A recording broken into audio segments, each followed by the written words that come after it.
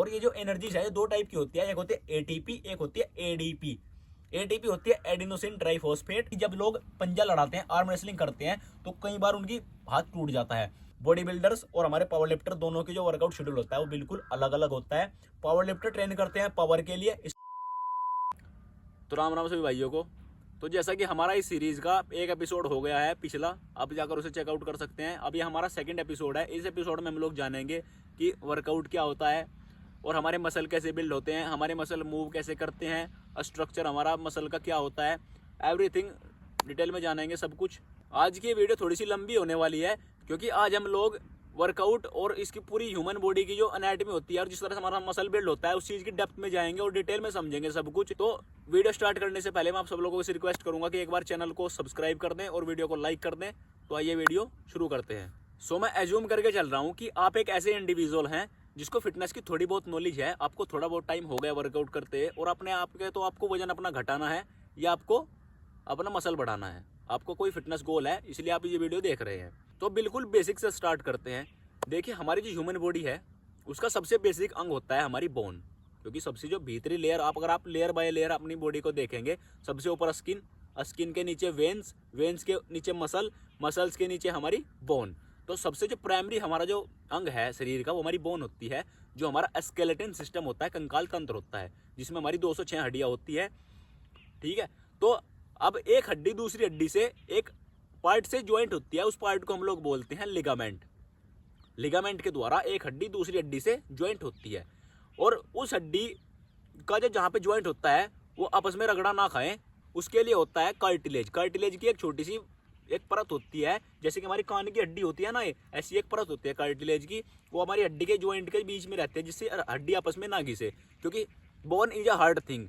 अब वो हार्ड है तो आपस में वो रगड़ा खाएगी, तो उसके लिए रगड़ा ना खाए, जिससे वहाँ इन्फ्लेशन ना हो, वहाँ जलन पैदा ना हो, तो उसके लिए वहाँ पर एक कार्टिलेज की एक छोटी सी परत होती है, चिकनी सी, जिससे वो रगड़ा आपस में ना खाए। सो अब बात करते हैं हमारी मसल की। हमारा बोन हो गया सबसे प्राइमरी, उसके ऊपर होता है हमारा मसल। अब बात करते हैं मसल की। तो हमारी ह्यूमन बॉडी में पूरे 600 मसल होते हैं। सो हमारे मसल्स बने होते हैं सेल्स के। हमारे मसल की जो फंडामेंटल यूनिट होती है, जिससे वो बने होते हैं, जो बेसिक यूनिट होती है, वो होती है cells. The group of cells is called tissue and the group of tissues is called muscle. तो बहुत सारे टिश्यू एक जगह होकर इकट्ठे होकर एक मसल का निर्माण करते हैं। देखिए, हमारी जो बोन है, हमारा जो स्केलेटन सिस्टम है, वो अपने आप मूव नहीं करता, उसको मूव कराने के लिए बॉडी मसल्स का यूज करती है। मसल्स मूव होते हैं तो हड्डियां भी मूव होती हैं, और जिस पॉइंट से हमारी मसल हमारी हड्डी से कनेक्ट होती है उसको हम टेंडन बोलते हैं। आप लोगों ने सुना होगा कि जब लोग पंजा लड़ाते हैं, आर्म रेसलिंग करते हैं, तो कई बार उनकी हाथ टूट जाता है। उनका जो टेंडन होता है, जो मसल से हमारी बोन में कनेक्ट होता है, वो टूट जाता है। कई बार ज़्यादा उल्टा लोड पड़ने की वजह से, जब हम लोग कहीं गलत लोड लगा लेते हैं तो उसकी वजह से वो टूट जाता है। So our muscles is connected with our brain with the help of neurons.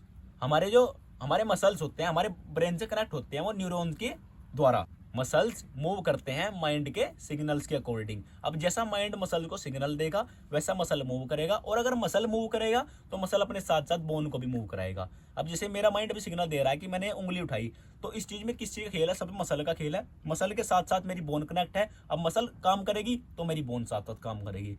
तो इस तरह से हमारी ह्यूमन बॉडी जो है वो मूवमेंट करती है। अब जिस जगह से हमारा जो मसल होता है वो न्यूरॉन से कनेक्टेड होता है, उसको हम बोलते हैं न्यूरोमस्कुलर जंक्शन। उसको हम बोलते हैं न्यूरोमस्कुलर जंक्शन, जहां से वो कनेक्ट होता है मसल से। So every exercise is a basic movement for your body. आप कोई भी एक्सरसाइज करते हैं उसमें आप क्या करते हैं? आप अपने मसल को एक पॉइंट से दूसरे पॉइंट तक मूव कराते हैं। इन एवरी एक्सरसाइज, आप किसी भी एक्सरसाइज को उठाकर देख ले, आप क्या कर रहे हैं? एक बेसिक मूवमेंट है, आप एक जगह से अपने मसल को दूसरी जगह ले जा रहे हैं। मानिए आप शोल्डर प्रेस कर रहे हैं, तो आपका स्टार्टिंग पॉइंट है ये, आप यहाँ से अपने मसल को ऐसे ऊपर की तरफ ले जा रहे हैं, तो ये आपका एक ही पॉइंट है ना। आप एक पॉइंट ए से पॉइंट बी तक अपने मसल को ले जा रहे हैं, तो this is a basic movement. ये एक बेसिक मूवमेंट है। आपके माइंड ने सिग्नल दिया आपके मसल को, आपके मसल ने मूव कराया आपके बोन को, तो ऐसे आपके मसल मूव होते हैं, ऐसे हमारी ह्यूमन बॉडी मूव होती है। और जितनी भी हमारी एक्सरसाइजेस हैं वो सब एक मूवमेंट है ह्यूमन बॉडी का। अब आप लोग सोच रहे होंगे कि मैं आप लोगों को ये चीजें इतने डिटेल में क्यों बता रहा हूँ। मैं आप लोगों को ये चीजें इसलिए बता रहा हूँ क्योंकि फिर आप लोग बाद में, आप पहले बेसिक अपना क्लियर नहीं करते हो, आप लोगों को बेसिक फंडामेंटल नॉलेज नहीं होती है, और आप बाद में क्वेश्चन करते हो कि भाई हम रेपिटेशन कितने लगाएं, हम वेट लूज करने के लिए हाई रेपिटेशन लगाएं या वेट गेन करने के लिए लो रेपिटेशन लगाएं। समझा मेरी बात। हम वेट कितना यूज करें, हम हाइपरट्रोफी करें या स्ट्रेंथ करें, तो ये सब क्वेश्चन बेफालतू है। आप अपने मसल को जैसे भी ट्रेन करेंगे वो आपकी मसल के लिए एक मूवमेंट है, और मसल मूवमेंट करेगा तो टिश्यूज को तोड़ेगा, और अगर आपके टिश्यूज टूटेंगे तो वो दोबारा ब्रेक डाउन होकर दोबारा आपके अच्छे होकर और बड़े होकर जुड़ेंगे और हमारा मसल ग्रो करेगा। सो एक छोटा सा रिकैप लेते हैं। तो अब तक हम लोगों ने सीखा कि हमारा जो सबसे भीतरी अंग होता है वो होती है हमारी बोन, हमारा स्केलेटन सिस्टम, कंकाल तंत्र। एक हड्डी दूसरी हड्डी से ज्वाइंट होती है थ्रू लिगामेंट, और उस हड्डी के ज्वाइंट पर उसको आपस में घिसने से बचाता है हमारा कार्टिलेज। कार्टिलेज एक छोटी सी परत होती है, जैसे हमारी कान की हड्डी होती है ना, ये ना बहुत ज्यादा हार्ड ना बहुत ज्यादा सॉफ्ट, एक प्लास्टिक टाइप की एक हड्डी होती है, उसको हम कार्टिलेज बोलते हैं।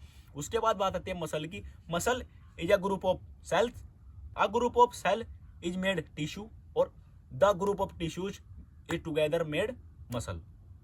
हम लोगों ने सीखा कि हमारा जो ब्रेन होता है वो कनेक्ट होता है हमारी मसल से थ्रू न्यूरॉन्स, और जिस जगह पर न्यूरॉन मसल से कनेक्ट होते हैं उसको हम बोलते हैं न्यूरोमस्कुलर जंक्शन। हमारा जो माइंड है वो हमारी मसल को सिग्नल देगा, हमारे मसल मूव करेंगे, हमारे मसल मूव करेंगे तो साथ साथ हमारी बोन भी मूव करेंगे। इस तरह हमारी ह्यूमन बॉडी मूव करती है।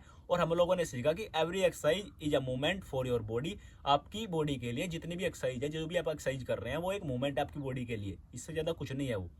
आप अगर किसी भी एक्सरसाइज को देख ले तो सिर्फ एक मूवमेंट है आपकी बॉडी के लिए, डेस्टिनेशन ए से डेस्टिनेशन बी तक जाने का। आप एक जगह से शुरू करते हैं और दूसरी जगह जाते हैं, उस जगह से फिर वापस आते हैं, फिर जाते हैं, वो जो प्रोसेस है वो रिपीट होता है बार बार, तो उसको हम एक्सरसाइज बोलते हैं। अब हम लोग समझते हैं कि हमारा मसल ग्रो कैसे करता है, उसका साइज कैसे बढ़ता है, हमारे जो मसल टिश्यूज वो कैसे टूटते हैं, कैसे जुड़ते हैं, ये सब जो प्रोसेस है वो कैसे फॉर्म होता है। सो पहले समझते हैं कि हमारे मसल्स को एनर्जी कैसे मिलती है। वो अब आपको पता हो कि हमारे मसल्स हैं, उसको काम करने के लिए एनर्जी चाहिए कहीं ना कहीं से। तो जैसा कि मैंने आप लोगों को अभी बताया कि मसल्स बने होते हैं सेल्स के, और सेल्स नीड्स एनर्जी। सेल्स को एनर्जी चाहिए काम करने के लिए, कुछ भी उसको वर्क करने के लिए एनर्जी चाहिए। अब सेल्स का एनर्जी क्या होता है, सेल्स जो है अपना एनर्जी लेते हैं एटीपी की फॉर्म में। एटीपी आप लोगों को पता ही होगा, एडिनोसिन ट्राइफॉस्फेट, उसके जो रूप में, उसके फॉर्म में अपना एनर्जी लेते हैं मसल्स। और ये जो एनर्जी है दो टाइप की होती है, एक होती है एटीपी, एक होती है एडीपी। एटीपी होती है एडिनोसिन ट्राइफॉस्फेट, और एडीपी होती है एडिनोसिन ट्राइफॉस्फेट। और ये जो एनर्जीज है ये माइटोकॉन्ड्रिया के अंदर होती है। Mitochondria is basically a power house of your muscle. आपकी मसल्स का एक ऊर्जा घर है माइटोकॉन्ड्रिया। आई होप आपने ये सब चीजें 10th क्लास की बायोलॉजी में पढ़ी होंगी। सो माइटोकॉन्ड्रिया कन्वर्ट ग्लूकोज और फैट, ग्लूकोज और फैट किसी भी चीज को, अगर उसके पास ग्लूकोज है तो ग्लूकोज को कन्वर्ट करेगा, और उसके पास फैट है तो फैट को कन्वर्ट करेगा। किस चीज में, एटीपी में। और एटीपी क्या है, मसल्स के लिए एनर्जी। सो माइटोकॉन्ड्रिया फैट या ग्लूकोज को कन्वर्ट करता है एटीपी में in the presence of oxygen. ये सब काम होता है ऑक्सीजन की उपस्थिति के अंदर। अगर बॉडी में ऑक्सीजन है तो ये सब काम होगा। तो आप समझ सकते हैं अगर ऑक्सीजन है तो बॉडी डेड है, इसका मतलब। हमने समझ लिया कि मसल को एनर्जी कैसे मिलता है और मसल काम कैसे करते हैं। अब समझते हैं कि एक्सरसाइज क्या है। देखिए, किसी भी एक्सरसाइज के मेजर 3 फैक्टर होते हैं। सबसे पहला लोड, वेट, यानी कि वेट, आप कितना वेट उठा रहे हैं। सेकंड आपके रेप्स, आप रेपिटेशन कितने लगा रहे हैं, आप कितनी बार चीज को रिपीट कर रहे हैं उस मूवमेंट को। थर्ड होता है हमारा सेट। सेट होता है जैसे कि हमने 10 रेपिटेशन लगाए तो 10 रेपिटेशन का एक सेट माना जाता है। ऐसे आप 2 सेट लगा रहे हैं, आप 3 सेट लगा रहे हैं, वो डिपेंड ऑन यू, आप किस तरह से अपना जो एक्सरसाइज है वो उसको डिजाइन करते हैं। तो इस चीज को मेजर करने के लिए हम वो लोग बोलते हैं कि बॉडी बिल्डिंग में एक चीज आती है कि वर्कआउट वॉल्यूम बढ़ाओ। तो वर्कआउट वॉल्यूम क्या होता है, हमारे लोड, हमारा जो वेट है, इनटू हमारा जो रेपिटेशन है, इनटू जो हमारे सेट्स हैं, उन तीनों की गुणा करके एक नंबर आता है, उसको हम बोलते हैं टोटल वॉल्यूम। उस चीज को बोलते हैं हम। अब जैसे जैसे आप धीरे धीरे एक्सरसाइज में प्रोग्रेस करेंगे, ऐसे आप धीरे धीरे अपना वॉल्यूम बढ़ाएं।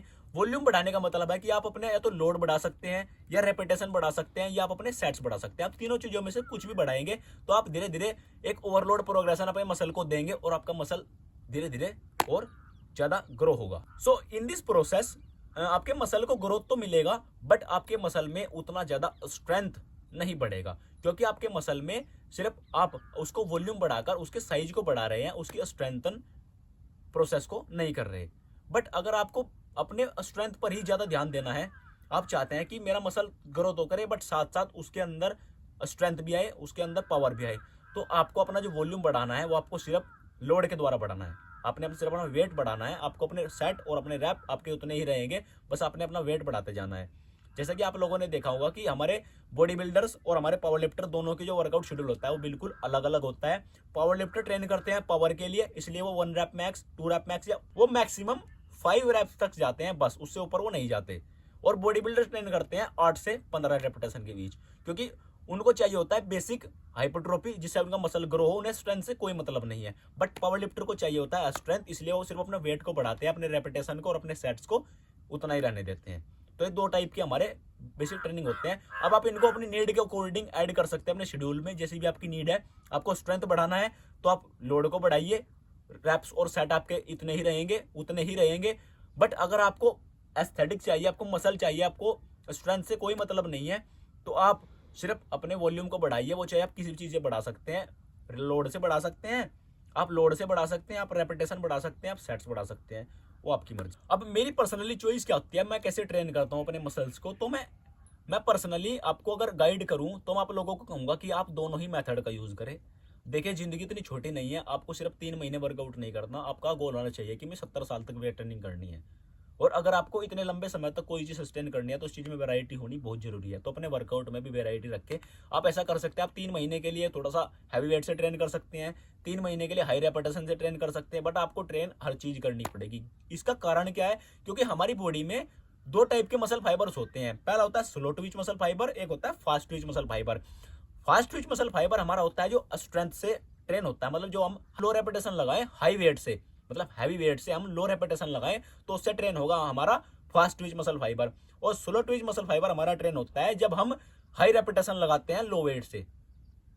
आप लोग, अगर आपको अपने स्लो ट्विच मसल फाइबर को ट्रेन करना है तो आपको हाई रेपिटेशन लगाने ही पड़ेंगे, वो आपका लो रेपिटेशन से ट्रेन नहीं होगा। जैसे कि हमारा काव्स का मसल होता है, अपने काव्स के मसल को ट्रेन करने के लिए अगर आपको उस मसल में साइज बढ़ाना है, उस मसल को ग्रो करना है अच्छे से, तो आपको हाई रेपिटेशन लगाने ही पड़ेंगे। आप लो रेपिटेशन लगा के उस मसल को ग्रो नहीं कर सकते।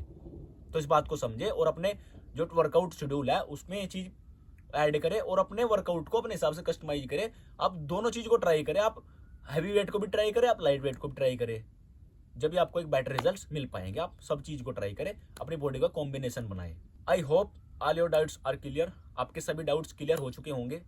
अब बात आती है एक नॉन एक्टिवेशन मसल की, कि बहुत से लोग कहते हैं कि भाई हमारी बॉडी तो है, बट हम 2 किलोमीटर भाग ले तो हमें सांस चढ़ जाते हैं, 15 मिनट सीढ़ी चढ़ ले तो हमें सांस चढ़ जाते हैं। मतलब हमारी बॉडी इतनी ज्यादा कैपेबल नहीं है, बट दिखने में अच्छे हैं, मसल्स अच्छे हैं, आपके मसल ग्रो हो रहे हैं, तो उस मसल्स को हम बोलते हैं नॉन एक्टिवेशन मसल्स। उस मसल्स का मतलब होता है कि आपने सिर्फ अपने एस्थेटिक पर काम किया, आपने नॉर्मल एक्टिविटी अपनी नहीं की। तभी मैं आपको अपनी हर एक वीडियो में कहता हूं कि आप जिम में जाकर वर्कआउट तो करें ही, बट साथ साथ ग्राउंड का वर्कआउट भी आपके लिए बहुत जरूरी है। आप कार्डियो करें, आप कुछ भी ऐसी एक्टिविटी करें जिस चीज से आपका जो हार्ट रेट है वो आपकी अप हो, आपकी हार्ट रेट बढ़े, आपकी बॉडी को कंडीशनिंग करने में हेल्प मिले उस चीज की, आपकी बॉडी का स्टेमिना इंक्रीज हो। आप सिर्फ वेट ट्रेनिंग पर, मसल पर ही फोकस ना करें। अपने मसल को ऐसा बनाए कि आप कुछ काम करें तो उसमें आपका मसल कैपेबल हो उस काम को करने के लिए। सिर्फ आपको बाहर से नहीं दिखाना है कि आप मेरे मसल अच्छे हैं, मैं एस्थेटिक हूँ, मैं अच्छा दिख रहा हूँ, नहीं, आपको अंदर से भी अच्छा होना है।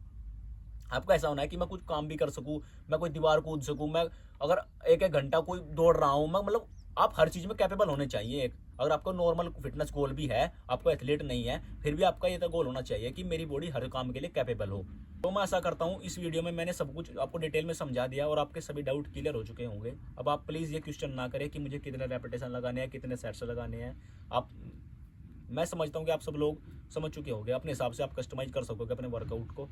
सो मिलते हैं आपसे अपने नेक्स्ट एपिसोड में, जो कि होगा हमारा न्यूट्रिशन के ऊपर। उसमें मैं कंप्लीट डेप्थ में इस वीडियो की तरह डिटेल में आपको समझाऊंगा कि न्यूट्रिशन क्या होता है, कैसी हमारी डाइट होती है, कितना प्रोटीन, कितना कार्बोहाइड्रेट, कितना फैट, कितना आपको क्या कुछ लेना होता है। उस वीडियो में कंप्लीटली आपको समझा दूंगा। उस वीडियो को देखने के बाद मैं ये दावे से कह सकता हूँ कि आप लोग अपना डाइट प्लान खुद डिजाइन कर पाएंगे।